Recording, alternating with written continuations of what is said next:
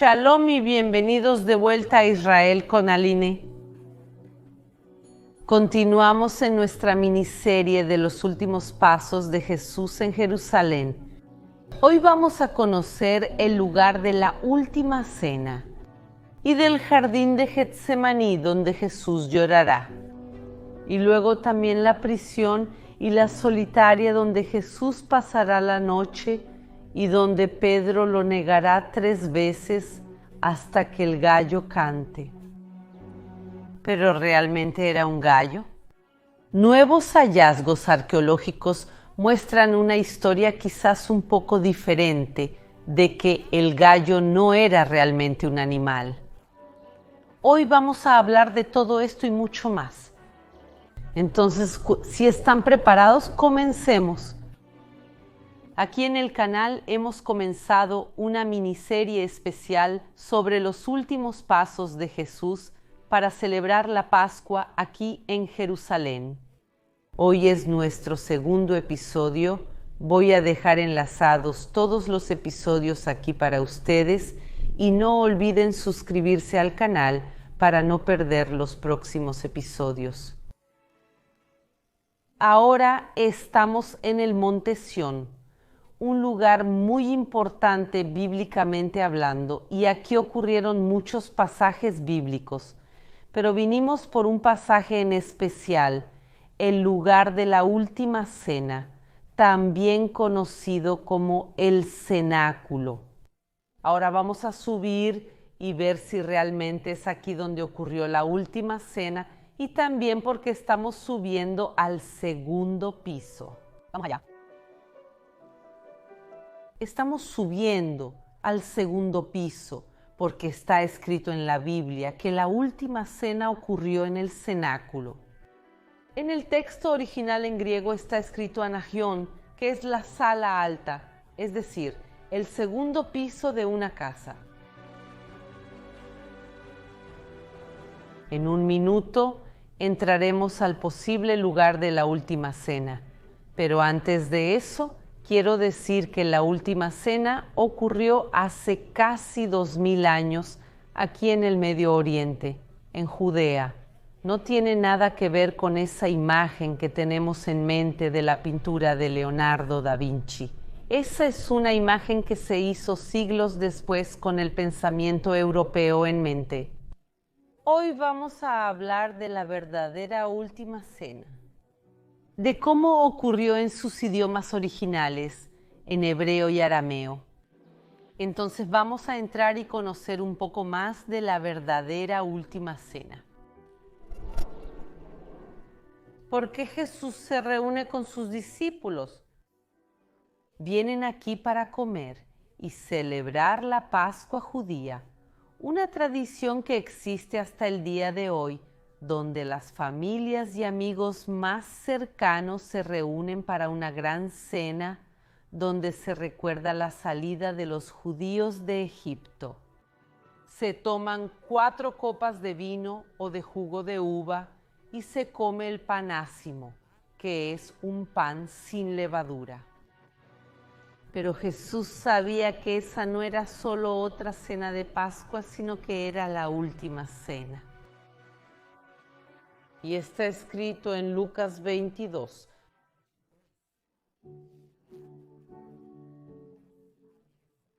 Y con él los 12 apóstoles. Deseaba mucho comer con ustedes esta Pascua antes de que sufra, porque les digo que no la comerán más hasta el día en que se cumpla en el reino de Dios. Y tomando la copa y habiendo dado gracias, les dijo: tómenla y repártanla entre ustedes, porque les digo que ya no beberán del fruto de la vid hasta que venga el reino de Dios. Y tomando el pan y habiendo dado gracias, lo partió y se lo dio, diciendo: esto es mi cuerpo, que por ustedes es dado. Hagan esto en memoria de mí. Él sabía de la traición de Judas y por eso comienza a preparar a sus discípulos para su partida. Y les enseña la cena a ellos. Cada vez que comes la cena en tu iglesia, estás directamente conectado con las enseñanzas que Jesús hizo en este lugar. Y Jesús les revela los terribles acontecimientos que vendrán durante la noche. Y Pedro le dijo: Señor, estoy listo para ir contigo hasta la prisión y la muerte. Pero él dijo: te digo, Pedro, que el gallo no cantará hoy, antes de que 3 veces niegues que me conoces. Pero ahora una pregunta arqueológica: ¿fue aquí realmente donde ocurrió la última cena y la conversación entre Pedro y Jesús? Hay tradiciones orales que hablan de este lugar como el lugar de la última cena desde hace mucho tiempo. En el año 382 se construyó aquí la iglesia de los apóstoles y antes de eso el lugar ya funcionaba como una sinagoga que era frecuentada por judíos y judíos cristianos. Eso significa que ya en los primeros siglos este era un lugar donde los seguidores de Jesús venían a orar. Pero desafortunadamente, el edificio fue destruido y reconstruido varias veces. Por eso, lo que vemos aquí en su mayoría es del período de las cruzadas. Pero algunas partes que se encuentran en el piso de abajo aún son originales del período romano.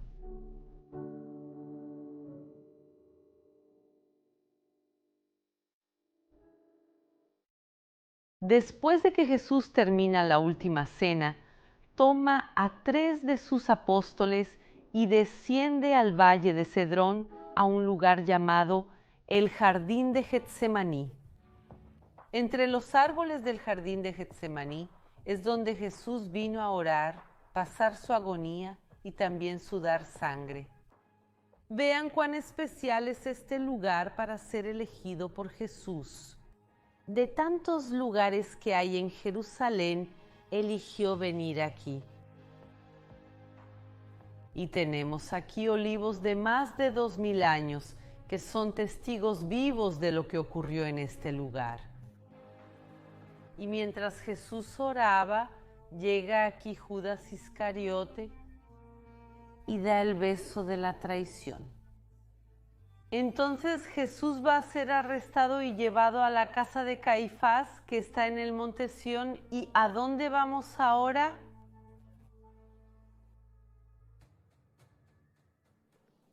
Miren qué increíble la puerta de esta iglesia. La cerraré para que puedan verla mejor. Aquí podemos ver la representación del pasaje que sucedió no aquí, sino en la última cena que acabamos de leer. Están aquí cenando. Mientras tanto, Jesús predice las 3 negaciones de Pedro que realmente se cumplirán en este lugar. Va a ser uno de los momentos más difíciles en la vida de Jesús, su arresto y también la negación por su compañero más cercano, Pedro. Vamos a entrar y conocer más de esta historia tan difícil.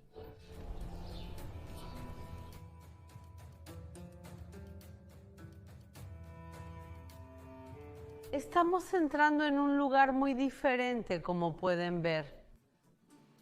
Esto era una prisión en los tiempos de Jesús. Incluso podemos ver algunas de las celdas aquí. Y arriba, los agujeros donde se ataban las cuerdas para sujetar a las personas. Hay algo que no tiene mucho sentido. ¿Por qué el sumo sacerdote, que es un líder religioso, tiene una prisión al lado de su casa? ¿Por qué tiene soldados a su disposición? Es algo un poco extraño, pero tenemos que recordar que en esa época, en los tiempos de Jesús, el templo había sido corrompido. ¿Por quién? Por los propios romanos. Los romanos sabían que para controlar Israel necesitaban controlar lo más importante para el pueblo de Israel, que es su templo. Entonces los romanos matan al sumo sacerdote de Israel y comienzan a reemplazar al sumo sacerdote por sacerdotes que son amigos de la causa de Roma, se podría decir.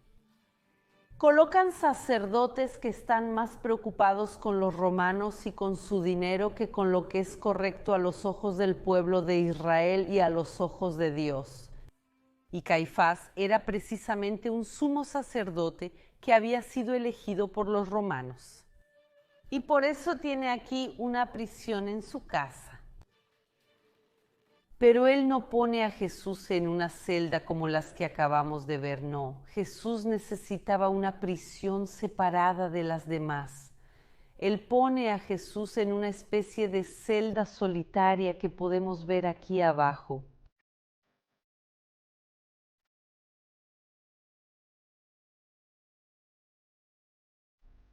Y ahora juntos vamos a bajar a la prisión donde fue colocado Jesús.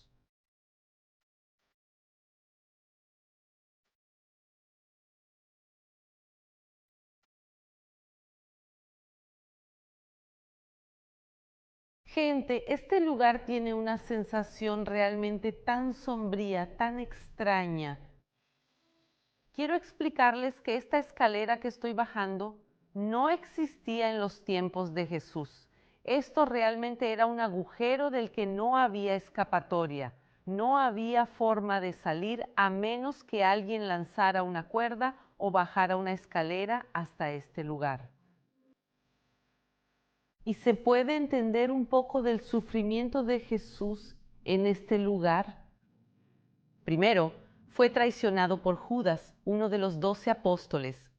Esa persona que estaba tan cerca de él, que lo acompañó durante casi 3 años, va y lo traiciona por 30 monedas de plata.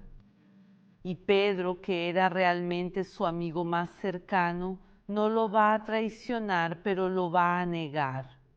Y Jesús, estando aquí dentro, sabía lo que estaba sucediendo afuera. Recuerden que ya había previsto la negación y la traición en la última cena. Entonces, mientras estaba en este lugar, en estas paredes frías, en un lugar tan aislado, sabía que afuera Pedro lo estaba negando 3 veces.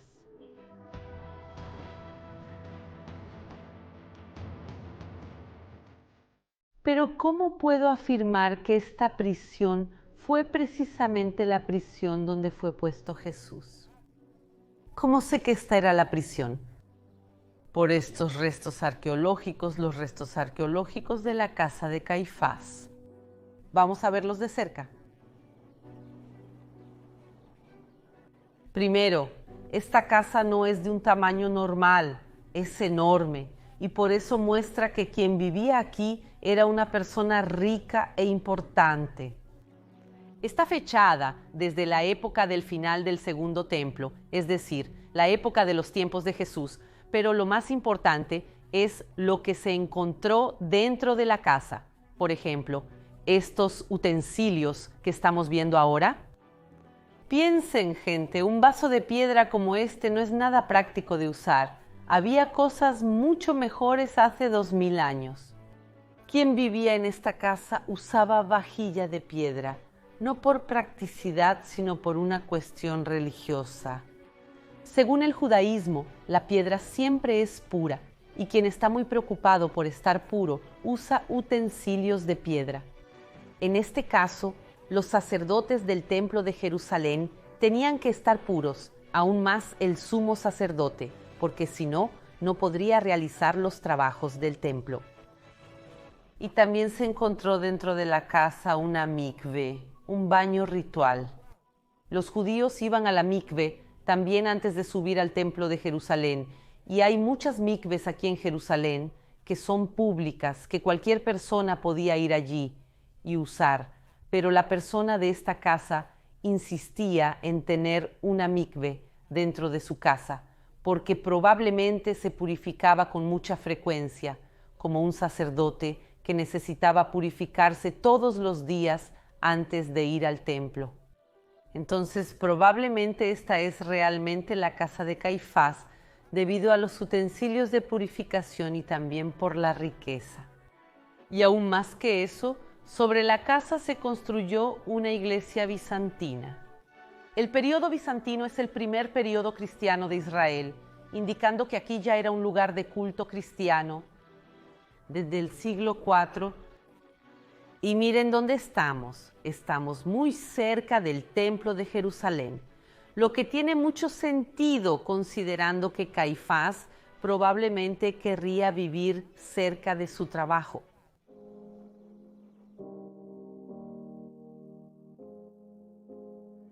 Chicos, acabo de escuchar a un gallo cantar aquí y voy a aprovechar este momento para hablarles sobre el tema del gallo.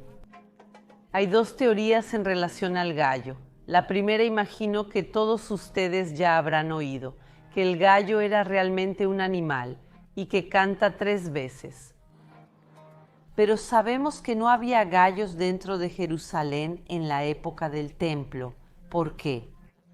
Porque los animales son algo sucio e impuro. No queremos excremento de animales aquí en el lugar de santidad donde las personas estaban puras subiendo al templo de Jerusalén. Estamos muy cerca de él. ¿Pueden ver dónde está la cúpula dorada? Es el lugar donde estaba el templo de Jerusalén. Entonces, dentro de las murallas estaba prohibido criar animales. Ya que no estamos muy lejos de donde estaban las murallas, puede ser que Pedro realmente escuchó a un gallo cantar fuera de las murallas, como también escuché hace un momento. La segunda teoría dice que el gallo no era un animal, sino un hombre, una persona. Y vamos a conocer un poco de esta teoría ahora. Hace 2000 años, en el templo de Jerusalén, había un levita que era responsable de despertar a los sacerdotes y avisar del inicio de los servicios en el templo. ¿Cómo hacía eso? Lo hacía tocando una trompeta y él era apodado Gallo. Lo sabemos también por la tradición oral judía que se llama la Mishnah. En excavaciones arqueológicas al lado del templo de Jerusalén se encontró esta piedra que era la punta superior del templo, que con el tiempo cayó y en ella está escrito en hebreo Leveit Atkia, el lugar del toque de la trompeta. Quiere decir exactamente aquí es donde este levita tocaba la trompeta. Y ahora vamos a leer de nuevo el versículo de Lucas 22. Pero él dijo: Te digo, Pedro, que no cantará hoy el gallo antes de que 3 veces niegues que me conoces.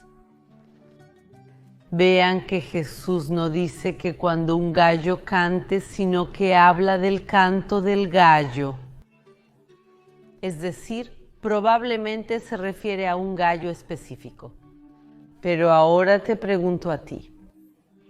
¿Crees que el gallo que cantó era realmente un animal? ¿O crees que este pasaje está hablando del levita que tocaba la trompeta y al que apodaban gallo? Realmente todo lo que le sucede a Jesús aquí es muy fuerte. Son momentos muy duros y después de pasar toda la noche en esta prisión, Jesús por la mañana será atado y llevado por los soldados por esta calle hacia la parte central de la antigua ciudad de Jerusalén, donde más tarde será juzgado por Poncio Pilato. Pero eso ya es parte de nuestro próximo capítulo aquí en nuestra miniserie Siguiendo los Pasos de Jesús. Así que no olviden suscribirse a este canal para seguir los pasos de Jesús. Deseo a todos una feliz y bendecida Pascua y nos vemos aquí en la próxima.